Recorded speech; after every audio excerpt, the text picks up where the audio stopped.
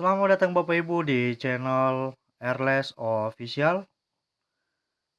Kali ini kita akan bahas soal-soal teknis berupa soal-soal seputar pembelajaran ataupun terkait dengan pembelajaran, dan soal-soal ini terbaru khusus untuk PPPK Guru 2023.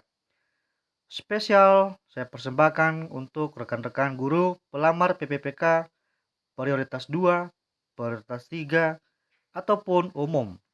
Soalnya berkarakter HOTS. Soal-soal ini juga sudah sering-sering kali keluar dari lamaran-lamaran sebelumnya. Seperti biasa Bapak Ibu, kita nggak usah basa-basi, langsung saja nomor 1. Sebelum memulai proses pembelajaran, Bu Rincis meminta anak didiknya untuk mengisi sebuah angket yang berisi pertanyaan terkait kegiatan yang biasa dilakukan anak didik di rumah dan kebiasaan saat menghabiskan waktu. Hal ini dilakukan untuk mengetahui A. Motivasi peserta didik, B. Emosi peserta didik, C. Kemampuan awal peserta didik, D. Kondisi sosial peserta didik, dan E. Gaya belajar peserta didik. Mari kita cek bagaimana pembahasannya Bapak Ibu. Salah satu cara untuk mengetahui gaya belajar yang dimiliki anak didik adalah dengan menggunakan angket gaya belajar anak. Jadi jawabannya di sini sudah kelihatan Bapak Ibu ya, yaitu bagian E. Dalam angket tersebut ada beberapa pertanyaan terkait kebiasaan belajar, memahami hal yang menyenangkan yang mereka lakukan untuk menghabiskan waktu. Jadi hal ini dilakukan untuk mengetahui gaya belajar peserta didik. Jadi jawaban yang tepatnya bagian E, gaya belajar peserta didik. Oke Bapak Ibu, lanjut soal nomor 2. Proses belajar akan berjalan dengan baik dan kreatif jika guru memberi kesempatan kepada peserta didik untuk menemukan suatu aturan melalui contoh-contoh yang menggambarkan aturan yang menjadi sumbernya.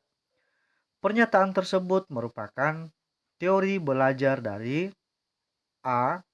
Thorndike, B. Piaget, C. Brunner, D. Ausubel, E. Dorman. Pembahasannya kita cek sama-sama. Jerome Brunner merupakan tokoh teori kognitif yang mengembangkan teori free discovery learning. Teori tersebut menjelaskan proses belajar akan berjalan dengan baik dan kreatif jika guru memberi kesempatan peserta didik untuk menemukan suatu aturan termasuk konsep, teori, definisi, dan sebagainya melalui contoh-contoh yang menggambarkan atau mewakili aturan yang menjadi sumbernya. Jadi jawaban yang tepatnya Bapak Ibu sudah kelihatan ya, bagian C. Pernyataan tersebut merupakan teori belajar dari Brunner. Lanjut soal nomor 3. Dalam menerapkan teori belajar Ausubel, terdapat dua fase yang harus dilalui, yaitu perencanaan dan pelaksanaan.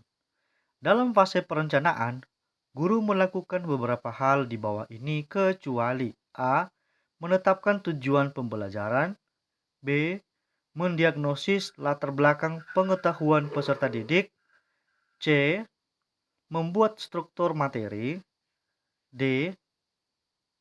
Menformulasikan advanced organizer, dan E. Menformulasikan rekonsiliasi integratif. Kita cek pembahasannya Bapak Ibu sama-sama. Pada fase perencanaan dalam penerapan teori belajar Ausubel, guru melakukan hal-hal berikut. Pertama, menetapkan tujuan pembelajaran, terdapat di bagian A. Mendiagnosis latar belakang pengetahuan peserta didik, masuk di bagian B. Membuat struktur materi masuk di bagian C. Menformulasikan advance organizer masuk di bagian D. Jadi jawaban yang tepat di sini Bapak Ibu bagian E ya. Dalam fase perencanaan guru melakukan beberapa hal di bawah ini kecuali E. Menformulasikan rekonsiliasi integratif. Oke. Next, soal nomor 4.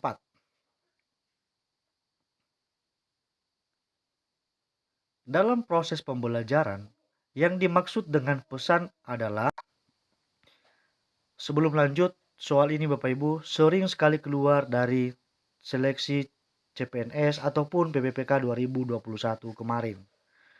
Oke, kita ulang lagi. Dalam proses pembelajaran yang dimaksud dengan pesan adalah A. Simbol komunikasi. B. Media pembelajaran. C. Informasi dari guru. D. Materi pembelajaran.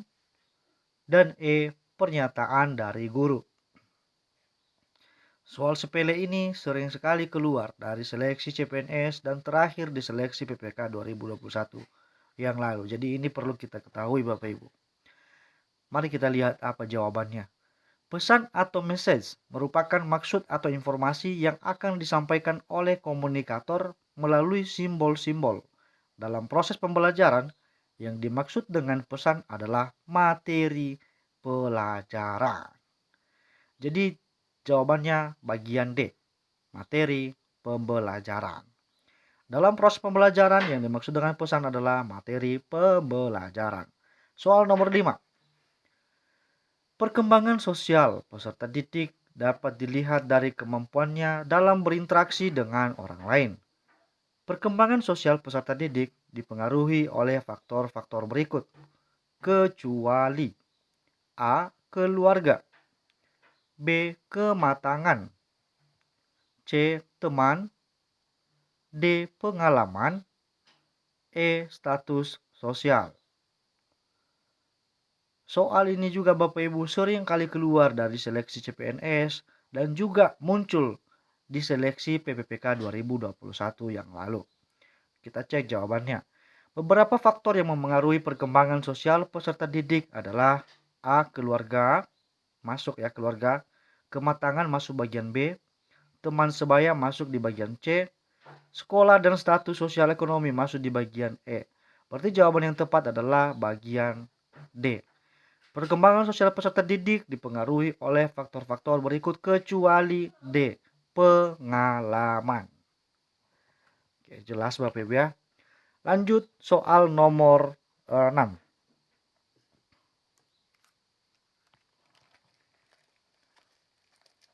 Berdasarkan Permendikbud nomor 20 tahun 2016, standar kompetensi lulusan adalah kriteria mengenai kualifikasi kemampuan yang meliputi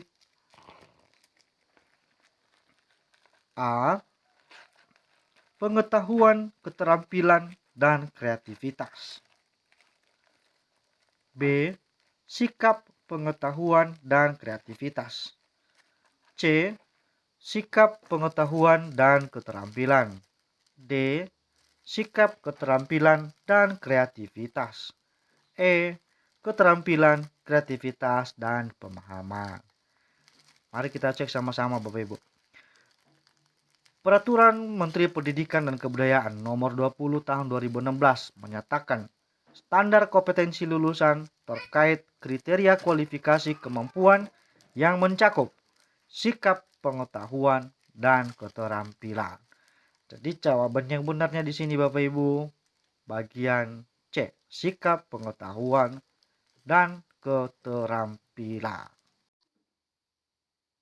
Kriteria mengenai kualifikasi kemampuan yang meliputi bagian C, sikap, pengetahuan, dan keterampilan. Nomor 7. Dalam pengembangan indikator pencapaian kompetensi, rumusan indikator pencapaian kompetensi harus menggunakan kata kerja operasional yang biasa disingkat dengan KKO. Yang A. Sesuai karakteristik peserta didik. B. sesuai kompetensi dasar. C.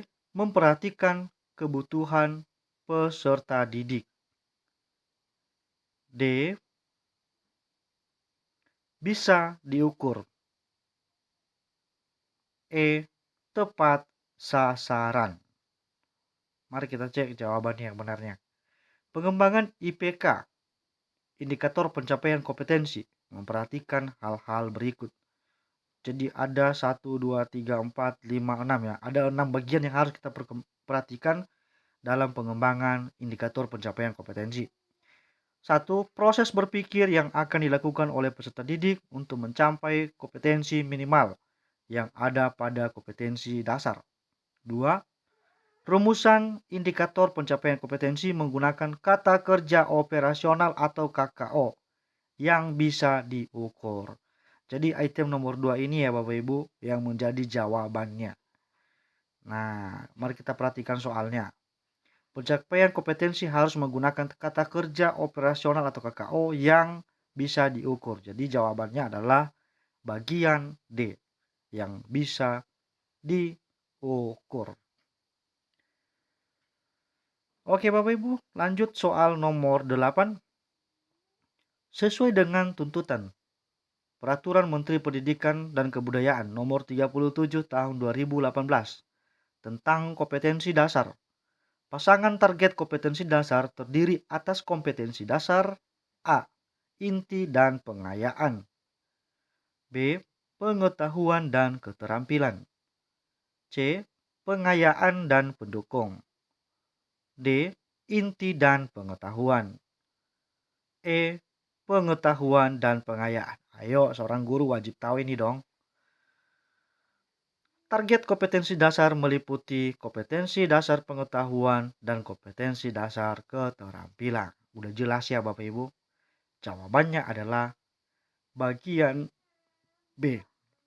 Pasangan target kompetensi dasar terdiri atas kompetensi dasar pengetahuan dan kompetensi dasar keterampilan. Oke, lanjut. Demikian saja beberapa soal-soal dari saya Bapak Ibu. Ingat bahwa usaha tidak pernah mengkhianati hasil. Jadi dalam hal ini jangan patah semangat, terus belajar. Semoga Bapak Ibu sukses.